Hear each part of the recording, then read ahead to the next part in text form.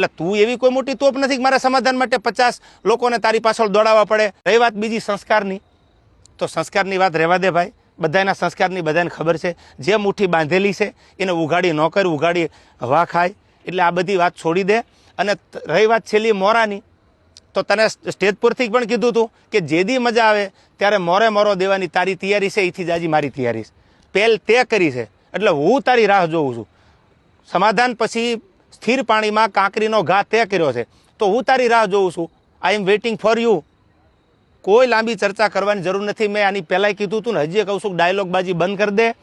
તારી રાહે રાહ છે, પહેલ તે કરી છે, મેં નથી કરી. તને જ્યારે મજા આવે ત્યારે મારી ઓફિસ છે ઇસ્કોન આંબલી રોડ ઉપર અમદાવાદ, તો ભલે. બાકી તને મારા બધા એડ્રેસ તારી સાથે જે બેસે છે એ મારી સાથે બેસે છે, એની બધી ખબર છે, પૂછી લેજો. ઓકે. રહી વાત બીજી મઢડાની, કે જ્યારે સમાધાન મને દાદુભાઈ બોલાવ્યો એટલે મેં કીધું કે માના દરબારમાં માથી મોટું મારા માટે કોઈ હોય નહીં. મારા માટે જે કાંઈ છે, હું જેના ઉપર વિશ્વાસ અને શ્રદ્ધા રાખું છું એ સોનબાઈમાનું મંદિર છે. એટલે મેં માફી માંગી લીધી. નો ડાઉટ વાત પૂરી થઈ ગઈ. ત્યાર પછી એવું બોલ્યો કે સમાધાન પછી આ ભાઈએ ચાળા કર્યા છે.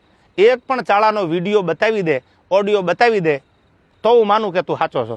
દૂધનું દૂધ અને પાણીનું પાણી, આ બધોય જવાબ સાંભળનારા 18 વરણે આપી દીધો છે. મને તો એટલું યાદ આવે કે સોનબાઈ માના સાનિધ્યમાં સમાધાન થયા પછી આ વસ્તુ જે બની ખોટી છે. જે કરવું હોય